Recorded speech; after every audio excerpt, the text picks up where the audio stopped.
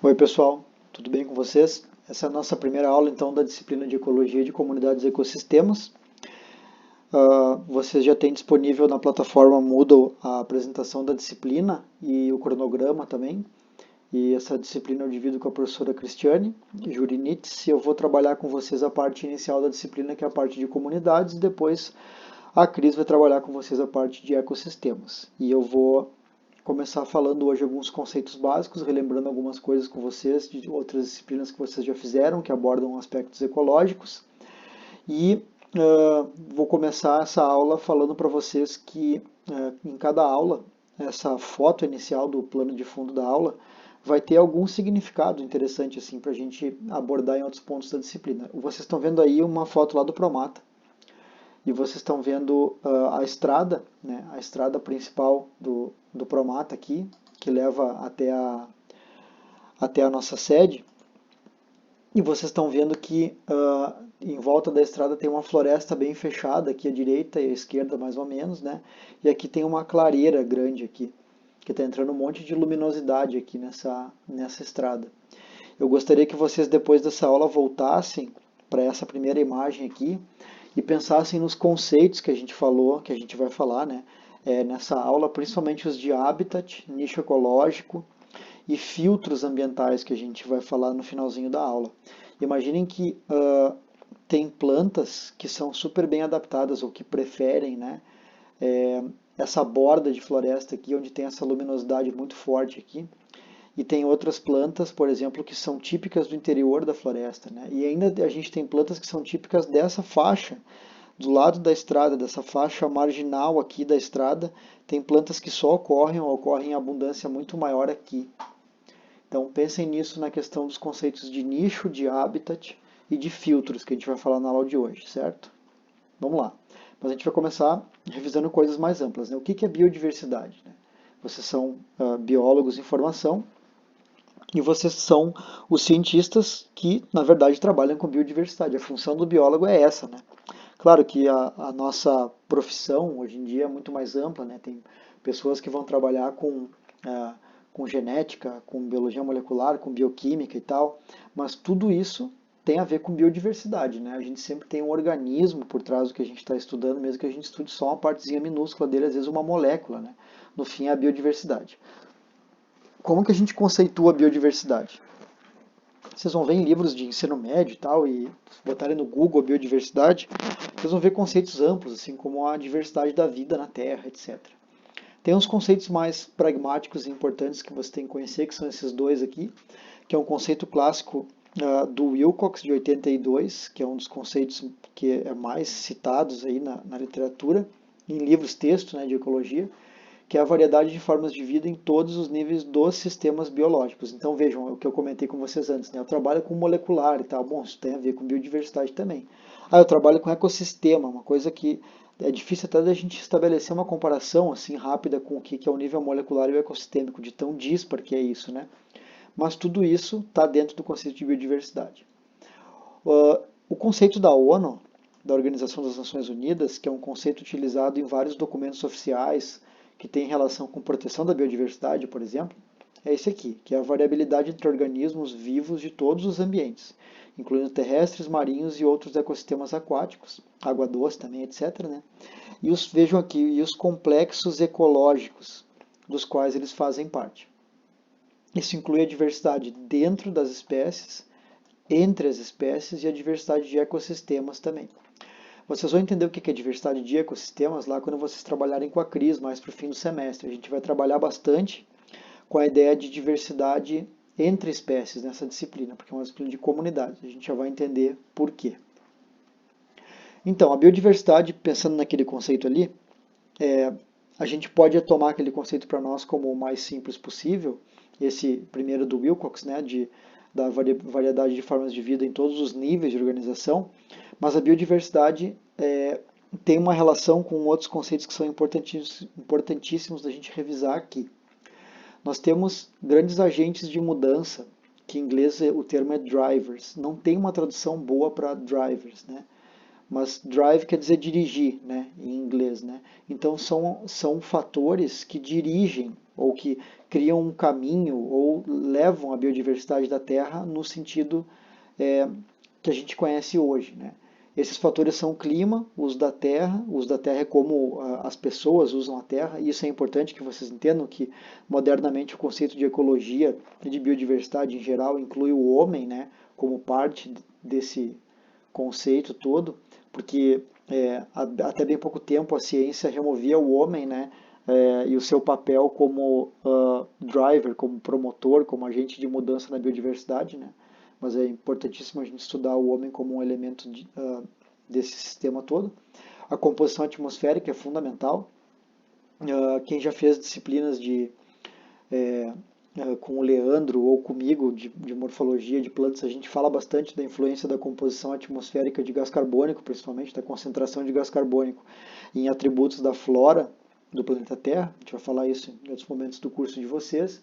E mudanças bióticas são drivers importantes. O que é uma mudança biótica? Por exemplo, eu tenho todo mundo já viu documentários sobre a África, por isso que eu vou falar várias vezes na disciplina, tá, pessoal? Todo mundo já viu algum documentário em algum desses canais aí, Discovery, National Geographic e tal, sobre a savana africana, e lá vocês vão ver predadores, né, os leões e tal, os guepardos, aquela coisa toda. O que acontece se eu removo um leão de uma comunidade lá na savana africana? Bom, vai alterar a biodiversidade. A gente vai ver nessa disciplina como que isso vai alterar e por quê. Mas vocês conseguem imaginar rapidamente pensando sobre isso que se eu remover um predador como o leão vai alterar algumas coisas da biodiversidade, né?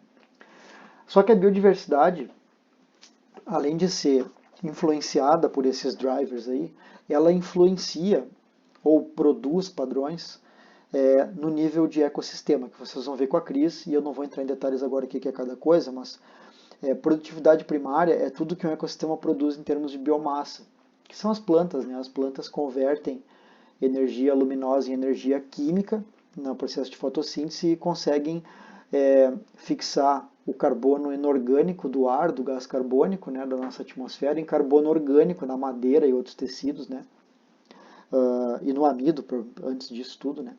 Então, isso é a produtividade primária do ecossistema, né, e isso é algo emergente. Vocês vão ver com a crise que é uma propriedade emergente, mas é bem importante entender isso lá quando vocês forem ver que é uma propriedade que é maior do que a soma de todas as partes dela, né? Então, para entender a produtividade primária, não basta eu saber que espécies tem no lugar. Eu tenho que saber bem mais coisas do que isso.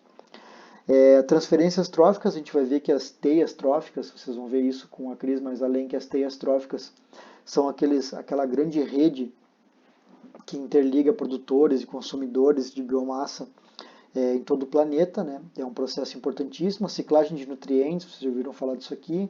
Dinâmica da água, todos os ciclos da água, né, são relacionados com a biodiversidade também. E, de acordo com a biodiversidade de um ecossistema, a gente consegue mensurar a resiliência e a resistência, que são conceitos bem interessantes, que são intrínsecos aos sistemas ecológicos, que a gente vai revisar em algumas aulas também. E tudo isso, tanto os drivers, quanto a biodiversidade, quanto os processos ecossistêmicos, eles promovem ou nos fornecem aquilo que a gente conhece na literatura como serviços ambientais. O que são serviços ambientais? São aqueles serviços que talvez o que é mais falado hoje em dia seja esse aqui, que é o da polinização. Porque vocês já devem ter ouvido falar que tem um declínio grande dos polinizadores do mundo, né? O planeta está perdendo polinizadores, perdendo abelhas e tal. Isso é um problema violento. Por quê? Porque é um serviço importantíssimo que está relacionado com esse serviço aqui, ó, que é o de provisão de comida. Então a gente depende da natureza, da biodiversidade, dos drivers dela e dos processos que a biodiversidade produz para comer. Basicamente é isso. Nós somos completamente dependentes da biodiversidade. Fora todos esses outros serviços ambientais aqui que eu não vou detalhar agora, mas entre eles a própria formação de oxigênio, que é o gás mais importante da nossa atmosfera para a nossa própria espécie, né? Então, a biodiversidade basicamente define o planeta que nós vivemos e nós somos total e completamente dependentes dela, né? Então, é bem importante a gente ter esses conceitos na cabeça antes de estudar ecologia. Só que a biodiversidade é algo bem complexo, como vocês viram no que eu falei anteriormente, e vocês estão se formando biólogos, e o biólogo, como cientista que trabalha com a biodiversidade, ele tem que saber medir a biodiversidade. Como é que a gente mede, mensura a biodiversidade, né? Como é que eu mensuro a biodiversidade do Promata? Quanto de biodiversidade tem no Promata? Se a gente fosse debater isso agora, eu debateria com vocês, faria perguntas para vocês e ia perguntar se tem muita ou pouca biodiversidade no Promata. E vocês me diriam que, não, tem muita, né? Tem muita, gente, vocês conhecem lá, tem, tá, mas muito em comparação com o quê? Né? Com o deserto, com um recife de coral, com uma área campestre, que não é essa florestal que vocês estão vendo. Para comparar coisas, a gente tem que saber medir. E como é que a gente mede a biodiversidade? Quem que faz isso? Onde tem mais biodiversidade? Nesse deserto, nessa floresta aqui boreal, nessa floresta subtropical, que é o Promata, ou nesse recife de coral, né? Talvez vocês tenham na cabeça de vocês um conceito ou um pré-conceito sobre isso aqui e vocês conseguissem ranquear esses sistemas ecológicos aqui de acordo com qual tem mais biodiversidade, mas efetivamente vocês têm que aprender a medir. E é o que vocês vão aprender nessa disciplina, que é uma disciplina de ecologia. O que é ecologia? De novo, vocês vão ver nos livros os conceitos, definições de ecologia, que esse início da palavra aqui, oikos, quer dizer casa, em grego, né? E logos quer dizer estudo, ou estudar, logen, né? Que daí é o estudo da nossa casa, né? O estudo da casa por quê? Porque a ecologia nasceu como uma ciência que estuda o meio ambiente, né? Que é o lugar onde o homem está inserido. Mas a ecologia tem uma definição um pouco mais pragmática, tá? A ecologia, segundo esse livro aqui, que a gente chama carinhosamente de Begonzinho, que é um livro de ecologia básica de 2006, é um livro interessante se quiserem comprar, investir no livro de ecologia, é um livro simples e relativamente barato para ter como referência. É o estudo científico da distribuição e abundância dos organismos, das interações que determinam essa distribuição e abundância. Então vejam, um ecólogo, ou nessa disciplina de ecologia que vocês estão fazendo, a ideia é que vocês entendam que ecologia é uma ciência, isso é importante que vocês entendam, toda ciência tem método, né, que estuda a distribuição e a abundância dos organismos e as interações que determinam essa distribuição e essa abundância. Interações com quem? Importante a gente falar aqui. Interações entre os organismos, que a gente vai ter algumas aulas sobre isso, mas também interações dos organismos com o meio. Grande parte dos padrões da biodiversidade a gente consegue descrever através das interações dos organismos com o meio que eles vivem. A gente vai falar disso um pouquinho hoje. A ecologia estuda a biodiversidade ou a distribuição dos organismos, etc., em algumas escalas ou níveis de organização. Vocês estudaram essas duas escalas aqui na disciplina com o professor Nelson, de indivíduos e populações. E nessa disciplina que vocês estão agora, vocês vão estudar comunidades e ecossistemas, que são os dois níveis maiores hierarquicamente que englobam mais variáveis do que esses dois níveis, por isso que as caixinhas estão progressivamente maiores. Revisando rapidamente isso aqui. Ecologia do indivíduo, ou nível do indivíduo, a gente fala de um indivíduo, né, dentro de uma população. A gente vai falar da população em seguida já, vocês já sabem isso. Isso aqui é um lagartinho que vive nos Estados Unidos, lá na Califórnia. Então, se eu estudar a ecologia do indivíduo, eu posso pegar vários indivíduos desse bichinho aqui, da mesma espécie, e vou ver, por exemplo, qual é a variação do tamanho desses bichos aqui na população. Então eu vou pegar vários indivíduos e vou estudar a ecologia desses indivíduos, cada um deles. Eu vou ver os hábitos dele, eu vou ver o comportamento dos indivíduos e tal. Isso é ecologia do indivíduo. Aí eu vou trabalhar no nível da população também. Ao trabalhar com os indivíduos, com vários indivíduos, eu trabalho com uma população. Qual é o conceito de população? O conceito de população é o conjunto de indivíduos, né, da mesma espécie que coexistem.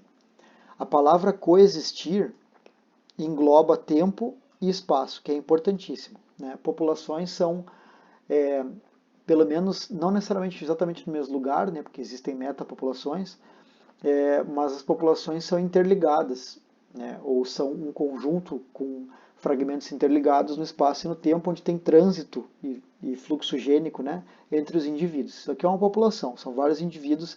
Vejam que eu coloquei vários tamanhos de propósito aqui, porque se a gente estudasse a ecologia do indivíduo, a gente podia ver a variação do tamanho dos indivíduos que a gente vai descrever na população aqui. E se a gente olhasse o fitness de cada indivíduo, a gente poderia ter também uma descrição de fitness da população. Enfim.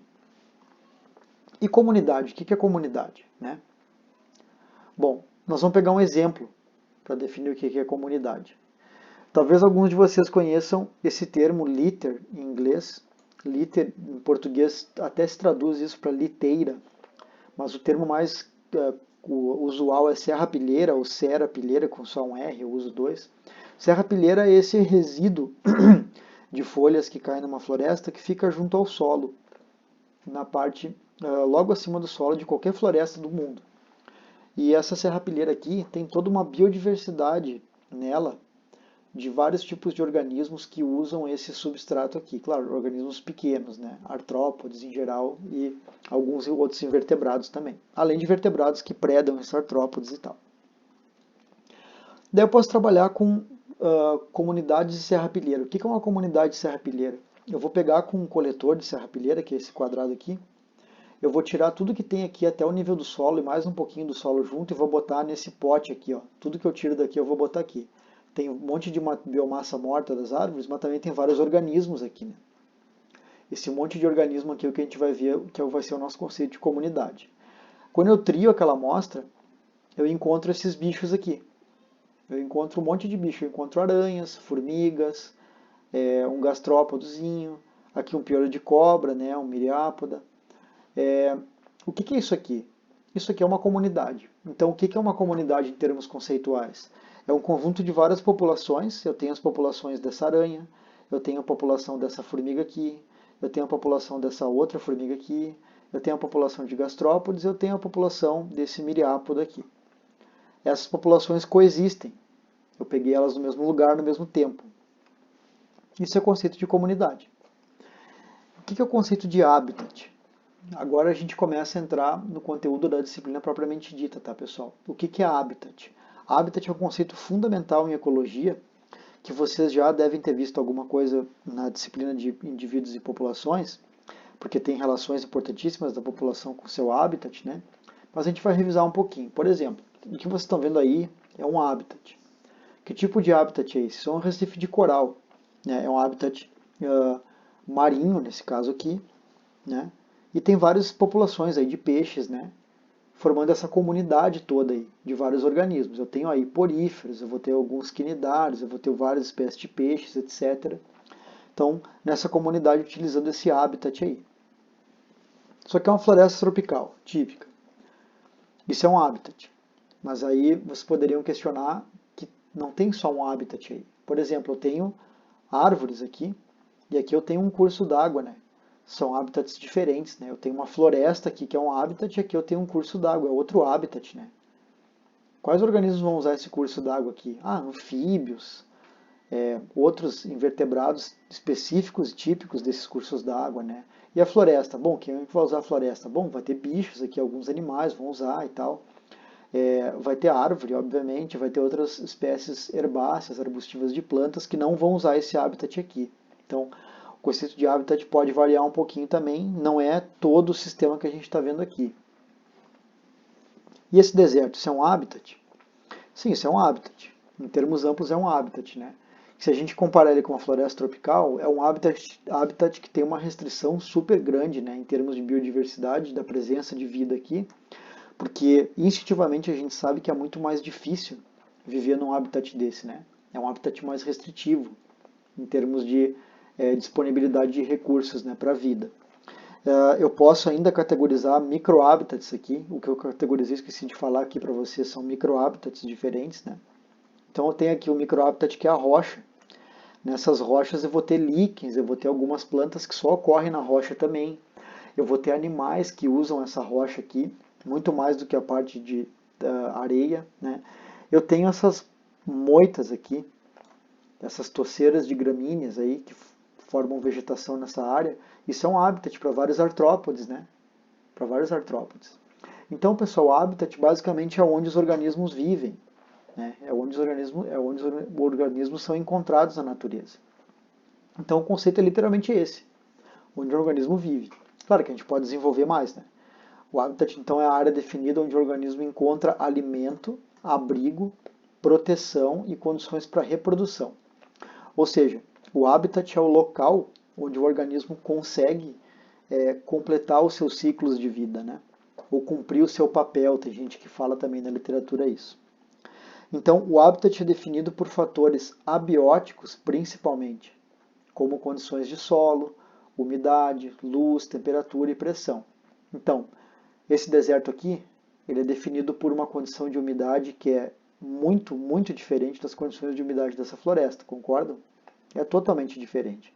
E eu não tenho como comparar com condição de umidade do Recife de Coral, não faz sentido. Mas eu posso comparar, por exemplo, disponibilidade de luz. Geralmente em áreas, em ecossistemas aquáticos, né, marinhos principalmente, a disponibilidade de luz é um recurso, ou melhor, é um filtro ambiental super importante, né? Já num deserto, a disponibilidade de luz não é uma coisa tão relevante. Tem luz abundante aí para todo mundo, né? A gente vai voltar nessa questão de recurso mais além, tá? E o que é nicho ecológico? E aqui, dessa aula, esse é o conceito mais importante, tá, pessoal? Nicho ecológico é o mais importante.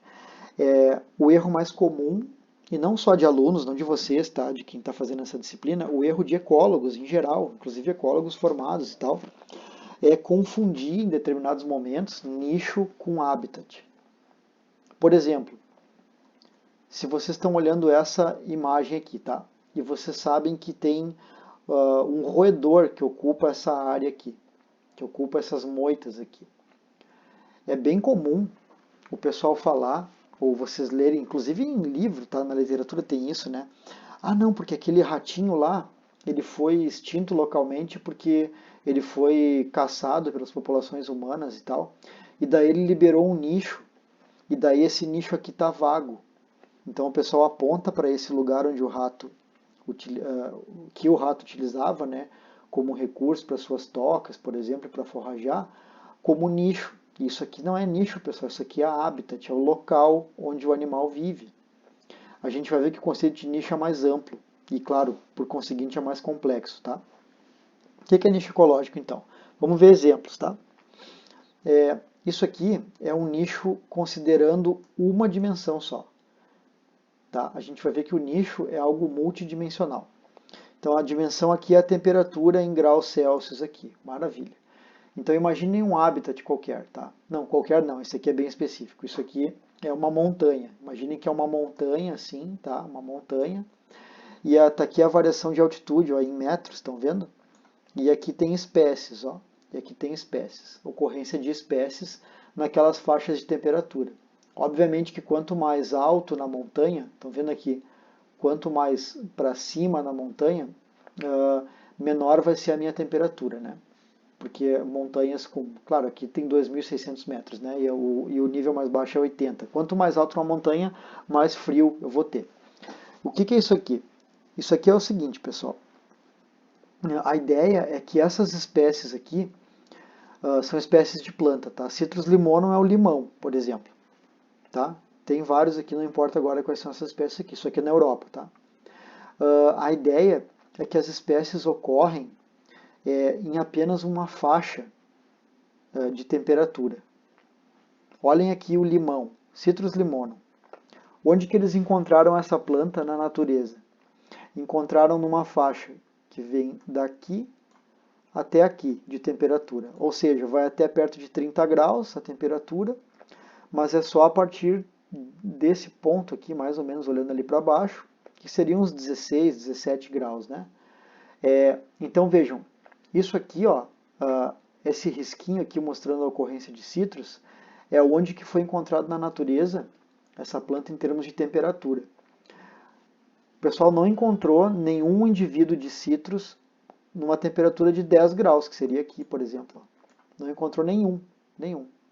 Já essa planta aqui, ó, a Abies alba, foi encontrada a partir de pouquinho menos de 10 graus ali, até perto de 20 graus, certo? Ou seja, lá onde, nas temperaturas que foi encontrado limão acima de 20 graus até 30, essa planta aqui, a Abies alba, não foi encontrada. Esse é um abeto, tá? O nome popular dessa planta aqui. Então vejam, claramente tem uma disjunção aí, né, de temperatura. Só que vejam aqui que legal, ó, que nessa faixinha aqui, os citros e o abeto, eles ainda co-ocorrem, estão vendo? Então, se eu for num lugar, numa altitude lá, que eu tenho mais ou menos entre 17, 18 e 20 graus, pode ser que eu encontre essas duas espécies aqui, essa daqui e essa daqui. Só que se eu for nessa faixa aí de temperatura, por exemplo, eu não vou encontrar essa espécie aqui, que é uma oxília, porque ela só ocorre em temperaturas bem baixas aqui. Pessoal, o tamanho dessa faixinha aqui que vocês estão vendo, a gente pode chamar de amplitude de nicho térmico das espécies, dessas espécies aqui. Quanto maior a faixinha, maior a amplitude térmica que ela consegue ocupar, certo? Vejam que aqui eu não estou dizendo que uma espécie ocorre numa moita, como eu falei para vocês lá, né? Ou não ocorre lá. Eu não estou dizendo que ela ocorre no habitat, que está errado de falar como nicho, né? Eu estou dizendo que o nicho que ela ocupa em termos de temperatura, por exemplo, para essa espécie aqui, Ranunculus glacialis, o nicho dela é entre 12 graus ali e 23, eu estou chutando os valores aqui, né? Isso aqui é a amplitude de nicho térmico dessa planta aqui. Esse é o nicho térmico que ela ocupa. Por que nicho térmico? Porque a gente está falando de uma dimensão, que é a temperatura. Agora, a gente pode falar de duas dimensões. A gente pode falar de temperatura e de salinidade, certo? Isso aqui é um experimento que foi feito com um bichinho que não vem ao caso qual é, mas que daí a ideia era a seguinte: eles pegavam um animal que na natureza ocorria num lugar X que eles coletaram, que tinha uma temperatura e uma salinidade, vamos dizer, aqui, assim, nesse ponto aqui. Esse ponto é um ponto de temperatura 15 graus e salinidade 25%, tá? Então o bicho é natural desse lugar aqui, eles coletaram o bicho lá. Bom, deixa eu trocar a cor desse negócio aqui, para a gente conseguir enxergar melhor ali. Aqui, agora foi. Bom, o que quer dizer isso? Que esse bicho ocorria nessa temperatura aqui, mas o pessoal queria saber qual é a amplitude térmica dessa espécie aí. E mais importante, ou tão importante quanto, qual é a amplitude de salinidade que ela pode ocorrer. Eles foram testando. Eles pegavam indivíduos da espécie e colocavam em ambiente controlado com temperatura de 15 graus, vamos manter, e 35 de salinidade. Botavam o bicho com essas condições aqui. Ele morria? Não, continuava vivo. Beleza. Vamos botar agora 15 graus e 40% de salinidade. Foi aqui. Morreu o bicho? Alguns morreram. Quantos morreram? 50%. Então vejam, aqui já tem uma certa mortalidade, uma tolerância menor aí à salinidade aparentemente, né? Aí, bom, vamos colocar o bicho numa temperatura bem baixa, vamos colocar ele a 10 graus. 10 graus com uma salinidade de 15%. Aqui. Morreu metade dos bichos também. Tá, então vamos botar ele a 10 graus com menos salinidade agora. Com 10%. Aqui. Aqui a mortalidade é 100%. Todos os animais que eles testaram aqui morreram. Ou seja, o bicho não tolera temperaturas baixas, né, abaixo de 10 graus aqui, isso é com salinidades a 10%, certo? Então, isso aqui está mostrando as curvas de sobrevivência de uma espécie de acordo com duas dimensões, né? Duas dimensões de nicho, que é a temperatura e salinidade. De novo, pessoal, vou reforçar, eu não estou dizendo que esse bicho ocorre ou não ocorre em determinado habitat, que isso vai ser uma outra discussão. Eu estou dizendo que o nicho térmico dele, nicho de salinidade, tem essas restrições aqui. Então, em qualquer lugar do planeta, teoricamente, que eu tiver uma condição de temperatura perto de 15 graus e salinidade de 25, esse bicho vai sobreviver, né? E ele poderia ocupar aquele lugar lá com base no nicho térmico e de salinidade que ele tem. Eu posso botar 3 dimensões. E daí eu vou fazer, não vou interpretar tanto para vocês, vai ser só para vocês entenderem que eu posso botar N dimensões. Eu posso ter um eixo aqui que é o pH, um eixo aqui que é a temperatura e um outro eixo que é a disponibilidade de alimento, que é super importante, né? Como uma variável para definir como é que um bicho, ou melhor, um organismo, né, pode existir no planeta, né? E daí isso vai formar um cubo, concordam? Um cubo onde esse bicho vai existir, de acordo com a disponibilidade de alimento, que é a profundidade do cubo, o pH, que é a altura do cubo, e a temperatura, que é a largura do cubo. Ele vai ocorrer nessa faixa aqui de disponibilidade de alimento, pH e temperatura. Legal, né? Tenho 3 dimensões. Isso é usado na prática? Isso aqui é de um trabalho real, avaliando amplitude de nicho em termos de oxigênio, temperatura e salinidade. Isso é bem comum, tá? Para organismos aquáticos avaliar essas três variáveis aí de nicho, né? Ou essas três dimensões do nicho.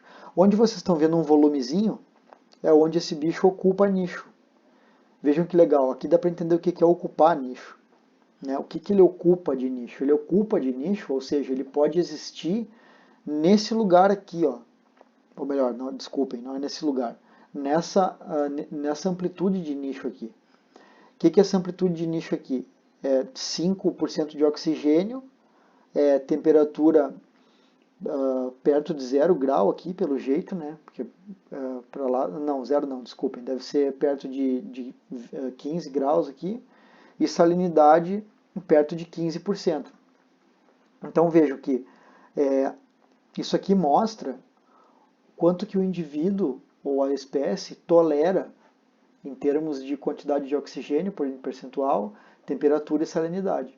E isso vai definir onde que ele vai estar no habitat também. Beleza, mas isso não é habitat. Isso são as variáveis que definem onde o animal vai, ou a planta vai existir. Portanto, como é que a gente descreve nicho ecológico, né? Conceitua? Primeira coisa, como a gente não conceitua. Tá? O nicho não descreve onde um organismo vive. Não descreve. Ele descreve como um organismo vive. Tá? Como? Como em que sentido? Onde seria, por exemplo, no deserto, na água, numa floresta tropical. Isso é habitat. Nicho é eu dizer que ele tolera, que um animal só tolera temperaturas acima de 35 graus e uma umidade abaixo de 10%. Se eu falar isso para vocês, vou repetir. Pense num organismo que a amplitude de nicho térmico dele é qualquer temperatura acima de 35 graus e qualquer umidade abaixo de 10% de umidade relativa do ar. Essa é a amplitude de nicho térmico e de umidade desse organismo. Esse organismo é praticamente impossível que ele ocorra numa floresta tropical, certo? Porque a floresta tropical é muito mais úmida que isso e tem temperaturas que variam às vezes acima de 35, como deveriam para esse bicho, só que também caem bastante, né? Então esse bicho deve ser de deserto, né? E aí vejam a relação do nicho com o habitat, que é bem importante. O conceito do Hutchinson, que é o cara que cunhou o termo nicho ecológico, praticamente, né? É discutível isso, mas é o mais aceito, né? É que nicho ecológico são as tolerâncias e necessidades de um organismo. Vejam, tolerâncias porque ele consegue tolerar aquele pH, aquela temperatura e tal. Necessidades em que sentido? Pensem que necessidade, por exemplo, tem a ver com disponibilidade de alimento. Se eu tiver pouco alimento disponível, tem animais que conseguem tolerar isso. Outros não, né? Outros têm necessidades ou demandas maiores. E essas tolerâncias e necessidades definem as condições e recursos necessários para que ele cumpra o modo de vida. Nicho ecológico tem a ver com o modo de vida, tem a ver com o animal, ou a planta, ou o organismo qualquer, e as tolerâncias e necessidades que esse organismo tem para conseguir cumprir o seu modo de vida, ou seja, seus ciclos, né, reprodutivos e de existência e tal. O nicho ecológico é multidimensional.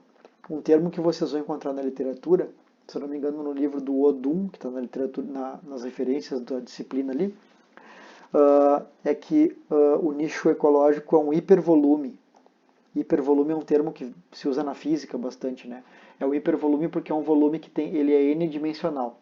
Se fosse tridimensional, a gente podia desenhar um cubo, que nem nesse caso aqui, ou nesse caso aqui que é tridimensional. Como é n-dimensional, não é um volume que a gente consiga abstrair com o nosso cérebro, é um hipervolume, que a gente só consegue imaginar. E no caso de nicho, ele é um hipervolume abstratamente ocupado pela espécie, porque a espécie não ocupa tudo que ela pode de nicho. A gente já vai ver por quê. Então é um hipervolume abstratamente ocupado. Eu não escrevi isso aqui, porque eu acredito que a definição do Hutchinson seja mais didática do que essa, né? Então a gente vai entender o que é nicho fundamental versus nicho realizado aqui, que é bem importante. Nicho fundamental é dentro daquele hipervolume. No caso aqui é um plano, né? Esse não é um volume, só tem duas variáveis para simplificar para vocês, que é temperatura e umidade. Isso aqui é a área, que é o equivalente ao hipervolume que eu comentei, que uma espécie ocupa abstratamente. Ela poderia ocupar toda essa área aí, ou seja, eu poderia ir num lugar que tem esse valor de temperatura aqui e esse valor de umidade aqui, e eu ia encontrar a espécie. Assim como eu poderia ir num lugar que tem esse extremo aqui de temperatura, né, que tá por aqui, e essa umidade aqui, e eu poderia encontrar a espécie. Como é que eu sei essas coisas? Eu faço experimentalmente, que nem eu mostrei para vocês que foi feito esse trabalho aqui, com experimentos para ver onde é que o bicho sobrevive ou não, né? Só que aqui, o nicho fundamental, mesmo que a gente conheça, ele sempre vai ser muito maior do que o nicho realizado pela espécie.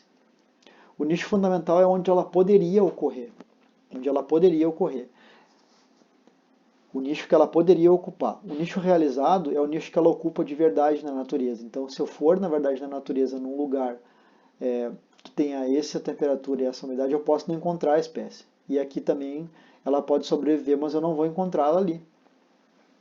E aí vem a pergunta, que é bem difícil de responder, mas que eu espero que até o fim da disciplina vocês consigam. Por que eu não encontro a espécie aqui se ela pode ocorrer aqui? Pensem num organismo que tolera, aqui, que tolera isso aqui, de oxigênio, temperatura e salinidade. Eu diria que se a gente pegar um copo d'água na casa de vocês aí e diluir uma colher de sal e deixar em temperatura ambiente, na maioria do tempo aqui em Porto Alegre, no verão, né, vocês encontrariam umas condições que estão aqui dentro dessa amplitude de nicho aqui, em termos de oxigênio, diluído, temperatura e salinidade. Por que no copo de vocês não tem o bicho que tolera isso aqui? Será que se a gente deixar esse copo para sempre parado aqui na nossa mesa da sala, em algum momento esse copo vai ser ocupado, esse nicho, ele vai ser ocupado, não está certo o que eu falei, né, como eu já disse, mas enfim, por aquele animal lá, ou por aquela planta, por aquela alga e tal. Não é o que acontece, né, pessoal? E a coisa mais difícil que tem em ecologia é explicar por que a gente não encontra um animal ou uma planta em algum lugar. A presença é fácil de a gente explicar, a ausência é dificílima, tanto que tem uma área toda da ecologia que eu vou explorar com vocês muito por cima, que tenta explicar essas ausências, né, dos organismos nos lugares. Mas eu poderia pensar, por exemplo, que, né, em algum determinado habitat, né, que eu não encontrei esse organismo no nicho fundamental dele, porque tem outros organismos ocupando, né? Tem outra espécie ali que também tolera essa temperatura e essa umidade, e daí elas competem. E daí uma delas, né, perde. Né? Na verdade, as duas perdem na competição, mas uma delas pode ser excluída daquela área. Isso é uma explicação que geralmente vocês falam nos debates em sala de aula e tal, mas que tem várias outras possíveis, tá? Então, o nicho fundamental é realizado. O nicho fundamental é o volume que a espécie pode ocupar, pode sobreviver dentro daquela amplitude de variáveis ambientais ali. E o nicho realizado é o que ela realmente ocupa. É sempre menor o nicho realizado do que o fundamental. Bom, a gente vai trabalhar nessa disciplina algumas dimensões da biodiversidade diferentes. A gente fala normalmente na dimensão taxonômica, que vocês estão super acostumados a falar, que é a dimensão mais utilizada historicamente em trabalhos de ecologia e é a que na graduação a gente mais vê, que são as diferenças em relação a táxons, né, espécies. Né? Quantas espécies tem no lugar? Né? Quais são as espécies que tem lá? A gente vai ver bastante isso. Só que tem outras duas dimensões bem importantes que vocês entendam que existem. Essa aqui é a dimensão taxonômica. Né? Então aqui eu sei que tem uma espécie de aranha aqui, tem uma espécie de formiga aqui, só tem essas duas que eu botei aqui. Não, tem outra espécie de aranha aqui, tem essa aranha escura também. É isso? Tem 3 espécies aqui, então. Tem 2 espécies de aranha e uma espécie de formiga. Concordam? Talvez vocês concordem, talvez não. Mas essas formigas são de tamanhos diferentes. Olha só, essa formiga aqui é enorme, essa aqui é pequenininha. Será que é a mesma espécie? E essa aranha também, essa aranha aqui é enorme, aquela aranha ali é pequenininha, a mesma espécie. Pode ser macho, fêmea e tal, pode ser casta diferente. Vamos assumir que seja a mesma espécie, tá? Elas têm tamanhos diferentes, né? Tendo tamanhos diferentes, elas vão ter papéis na comunidade que são diferentes. Elas vão desempenhar papéis diferentes. Toda aranha é um predador. Essa aranha grandona aqui, mesmo sendo da mesma espécie que essa aqui, ela vai predar animais diferentes dessa aranha aqui.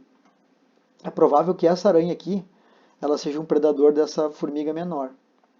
E é provável que vai competir com essa aranha aqui por essa formiga aqui. Agora, é provável que essas formigas grandonas aqui sejam predadas pelas aranhas grandes, concordam?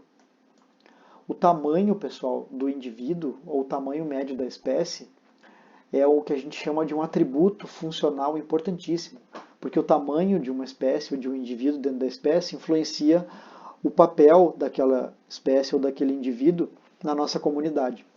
E isso é a dimensão funcional da comunidade. Vocês acabaram de ver uma outra dimensão, dimensão da biodiversidade, a dimensão taxonômica, vocês estão super acostumados, que é a dimensão que tem a ver com quais espécies tem no lugar, que espécies são e tal, quantas tem. A dimensão funcional tem a ver com atributos funcionais, com o papel das espécies, né, nas comunidades. E tem a dimensão filogenética, que vocês já viram a exaustão isso na graduação, acredito, até esse ponto, que são as relações de parentesco entre as espécies, né? Então, numa comunidade, eu posso ter uma alta diversidade taxonômica, um monte de espécies lá, uma alta diversidade funcional, vários papéis, eu tenho predadores, consumidores primários, consumidores secundários, eu tenho produtores, vários produtores e tal. E daí eu tenho ainda o quão dispersos numa filogenia estão as espécies da minha comunidade, né? E isso é a diversidade filogenética, a dimensão filogenética de uma comunidade. A dimensão filogenética de uma comunidade tem a ver com o quão bem dispersos estão as minhas espécies ou meus atributos, né, naquela comunidade, ou o quão concentrados em alguns táxons eles estão. Por exemplo, quando eu estudo comunidade de polinizadores, eu vejo que os polinizadores são bem concentrados em alguns grupos taxonômicos, né? Isso é uma ideia que vocês têm da questão filogenética de uma comunidade. E daí, assim, essa questão funcional tem a ver não só com o tamanho, mas com outros atributos também que a gente vai ver, como a cor, etc., que a gente vai ter uma aula só disso, de ecologia funcional, tá, pessoal? Finalizando essa aula, essa primeira aula, o que eu vou mostrar para vocês agora é um resumo do que eu quero que vocês voltem, né, lá no final da disciplina, para ver com outro entendimento que vocês vão ter das imagens que eu vou mostrar agora. Imaginem que em uma região qualquer eu tenho uma coisa chamada pool, que é o conjunto total de espécies daquela região ali. Claro que eu não vou trazer para vocês dados reais, porque é muito complexo de entender e bem difícil, né, de mostrar o pool real de espécies de uma região. Por exemplo, no Rio Grande do Sul, nós temos nas regiões de campo do Rio Grande do Sul todo, mais de 2.000 espécies de plantas, né? Esse é o pool regional. Então imagina, eu vou explicar para vocês um padrão ecológico aqui com 2.000 espécies, complica um pouquinho. Vamos imaginar um cenário, todo mundo conhece a PUC, né? Imaginem que lá na PUC, o pool regional de toda a PUC de invertebrados é isso aqui. Isso não é verdade, né? Vocês sabem, mas vamos para fins didáticos aqui. Em toda a PUC eu tenho 2 espécies de aranhas, 2 espécies de formigas, uma espécie de gastrópoda e um miriápoda. Nos gramadinhos da PUC lá, tá? Naqueles gramadinhos, canteiros e tal, é só o que eu tenho possível lá. Só que devemos imaginar o seguinte, ó. Vamos imaginar que tem um canteiro, que é esse aqui, que é lá do lado do prédio 12. E tem um outro canteiro, que é esse aqui, que é lá do outro lado da Ipiranga, perto do Hospital São Lucas, tá? Bem longe um do outro. Aí o que eu quero mostrar para vocês? Eu quero mostrar que esses 2 canteiros aqui provavelmente têm biodiversidade diferente. O que leva esses canteiros a terem biodiversidade diferente? Aqui extrapolem isso para qualquer coisa, tá? Extrapolem para biodiversidade diferente da África para o Brasil. É meio que a ideia é a mesma, tá? Essas comunidades que estão em canteiros de lugares distantes entre si passam por diferentes filtros ambientais. Por exemplo, temperatura e umidade que a gente falou, né? Que tem a ver com o nicho aqui. Vamos imaginar que o filtro é como se fosse uma peneira que as espécies têm que passar por ela no interstício aqui para conseguir chegar no outro lado, tá? E aqui a mesma coisa, as espécies têm que passar por ela aqui para conseguir chegar aqui. Os filtros ambientais, vocês conseguem ver que essa peneirinha aqui é diferente dessa peneirinha aqui. São 2 diferentes, né? Então, locais diferentes, habitats diferentes, melhor dizendo, proporcionam diferentes filtros ambientais. E aí, ao longo do tempo evolutivo, inclusive, a gente vai ver que a ecologia de comunidades explica processos de especiação, a gente vai ver mais adiante isso. Ao longo do tempo, essas espécies aqui têm que passar por esse filtro aqui, e literalmente elas são filtradas. O que quer dizer isso? Vejam, ao longo do tempo eu vou ver que no meu canteiro, perto do prédio 12, na verdade eu não tenho o meu miriápoda. Não tem. Em algum momento ele foi filtrado. Ele não tem nessa comunidade aqui. E aqui no meu canteiro lá do São Lucas, eu não tenho o gastrópodo. Ele foi filtrado. Que loucura! É isso que acontece na natureza? Sim, é isso que acontece na natureza. Eu tenho, de acordo com as, de novo, né, demandas, né, das espécies, né, em termos de nicho e das, como a gente viu antes, das adaptações, etc., que vocês já viram isso com o professor Nelson em outra disciplina também, as espécies ocorrem ou não em um lugar. Só que tem um outro conjunto de filtros que é bem importante, que as espécies passam, né, que as comunidades passam, que é o filtro biótico. Por exemplo, competição. Vamos imaginar que essas espécies aqui competem entre si. Por exemplo, as aranhas com certeza competem entre si. E isso é um outro filtro, que dependendo do lugar ele é diferente também. Então vejam o produto disso aqui.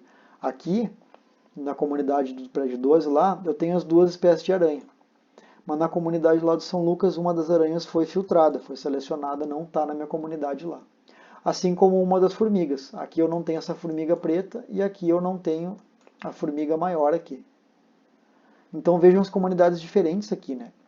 E daí quando eu vou lá naquele canteiro amostrar, eu vou coletar invertebrados no canteiro do prédio 12, coletar invertebrados do canteiro do São Lucas. O que vem na minha coleta? Na minha coleta do São Lucas vem essas 3 espécies aqui. E na minha coleta do prédio 12 vem essas 4 espécies aqui. Qual é a minha conclusão? A gente vai ver na aula que vem como comparar comunidades. A gente vai começar a aprender a comparar comunidades e descrever elas em termos de, por exemplo, riqueza de espécies. Que você sabe o que é já. Riqueza de espécies é quantas espécies tem numa comunidade, né? Quantas espécies tem aqui? Tem 4 espécies, né? Quantas espécies tem aqui? Tem 3. Legal. Então essa espécie aqui é mais rica do que essa aqui. Tem mais biodiversidade do que essa daqui. Agora, o difícil não é descrever a riqueza delas. O difícil é conseguir pegar isso aqui, que é a comunidade que a gente vê agora na natureza, e voltar esses passos aqui para trás e entender lá do pool gênico, lá do pool de espécies regional, por que só tem essas aqui? E por que só tem essas aqui? É eu entender esses filtros aqui. E nessa disciplina vocês vão aprender alguma coisinha sobre esses filtros aqui, temperatura e umidade, e alguma coisa sobre filtros bióticos também, que são as relações entre as espécies, né, de competição, facilitação, mutualismo, predação, etc. Certo, pessoal? Então, isso foi uma introdução para a disciplina de Ecologia de Comunidades e Ecossistemas. Espero que tenham gostado, espero que nós tenhamos um ótimo semestre aí daqui para frente. E um abraço para todos e para todas. Até a próxima aula.